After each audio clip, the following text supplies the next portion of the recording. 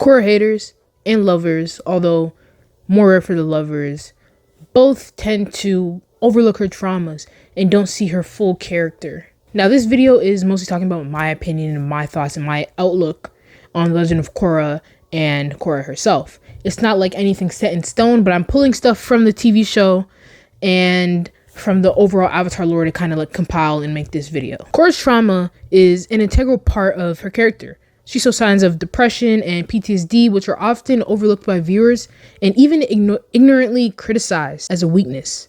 Not just in season 3 and 4 do we witness Korra's mental challenges, but I argue that there are signs literally from the beginning of the series. This can first be identified through her Be the Leaf training scene to when she finally unlocks airbending in her fight against Amon. Korra's inability to pick up airbending wasn't due to any physical or technical issues, but instead it was directly tied to her mental. Airbending is directly linked to freedom of mind, body, and spirit, and we see this in both Avatar: The Last Airbender and in Legend of Korra. And this is exactly why the Air Monks taught the way that they did and why Aang is the way that he is. However, Korra never knew freedom until she went to Republic City and joined the Fire Ferrets. Growing up in the White Lotus compound and living under the Avatar title from the age of 4 didn't allow her to explore her identity or the world. Korra having grown up in the White Lotus compound is actually a bigger factor and bigger deciding and has a big impact on her life, more than people think, because that's the environment. The environment you raise in is very impactful on who you turn out to be. It's like a nature versus nurture type of thing in a way, but obviously we're talking here about nurture and how she grew up in this compound. Strict teachers, strict watch, could not leave the compound under most circumstances to even go hang out with any friends. So she didn't have any friends.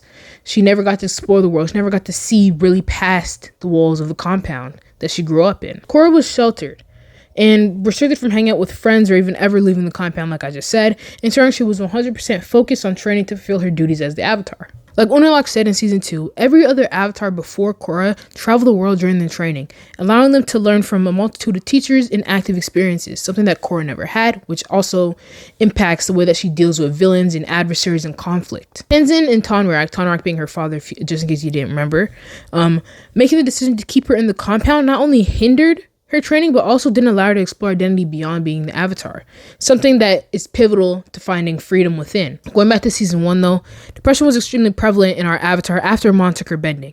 Now, feeling unworthy of and completely detached from the title, Korra most likely felt like she failed the world. On a personal level though, Korra is now without an identity. Like I said earlier, being trapped, or being not trapped, but having grown up in the White Lotus compound and not having any chance to explore identity beyond just being the Avatar, led her to going through a downward spiral once her bending was taken from her. Spending your whole life building for one thing, just have it ripped away, is exactly what had happened at that point. As someone who has a personal experience with depression and loss of identity, I lean into this incident as something that ruined Korra, or at least changed her to her core. It stripped her of identity, leaving her with no sense of purpose, a dangerous line to toe because this often takes away any motivation and sometimes even takes away some people's will to live. A very morbid yet realistic perspective I have is that when Korra was standing on the cliff at the end of the season, I feel like as if she weighed her options there. The world would have been without an Avatar, without the influence and power of an Avatar for as long as she lived without having the ability to bend, right?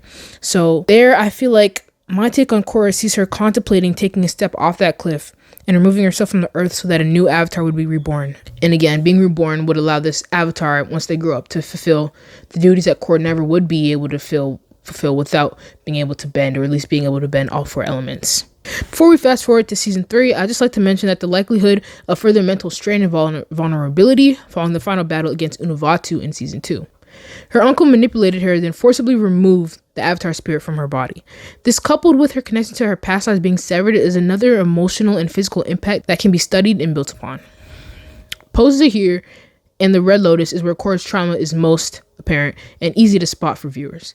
Going from immense strength to now being in a wheelchair and having to depend on others for her basic needs with no positive future on the horizon would have left Korra destroyed. As I mentioned earlier, she spent her whole life trying to fulfill the duties of the Avatar with not much else that she could have built a separate identity on. Even 2 years post here, when Korra can finally get around without aid and can actually walk and go to the bathroom by herself, wash by herself, all that stuff, we see her still struggling and grappling with all that happened that day and what that means for both her and the world's future. Only after 2 years is when Korra finally responds to one of Asami's letters after having received many from her and Mako and Bolin, and I can only imagine how isolated Korra would have felt during those years. I can also understand that Korra might not have felt fully worthy to reach back out to her friends. Again, a lot of this is speculation based on characters, what the show has shown us, and personal experiences, but I imagine Korra not wanting to reach out to anyone until she felt at least somewhat capable. It's hard to be vulnerable and show people a side of you that is less than what they've seen or what you've displayed over time, because it feels like you're not all that you can be. It feels like you're showing people that you're weak, when in reality we all want to be perceived as strong, especially someone like Korra, especially someone who's supposed to be the Avatar and the protector and the keeper of balance in the world. So I can basically see this being a reason why Korra never would have responded to Mako and Bolin, and why she only wrote back to Asami after 2 years of complete radio silence. A year later though, and Korra was out of the South Pole, her parents thinking she had gone back to Republic City with Tenzin and the others, when in reality she had actually been traveling on her own for 6 months. She hadn't gone back to Asami, Mako, Bolin, Tenzin, none of that, and she had left the South Pole, left her parents. Everyone thinking that she was with the other. But instead, she wandered and traveled. She's still grappling with physical and mental effects from the Red Lotus situation. Korra used those 6 months to see if she could get back on her feet. Pit fights, soul searching, and quite literally fighting herself. Through it all, this period of time displayed in the show is where we most blatantly see her PTSD.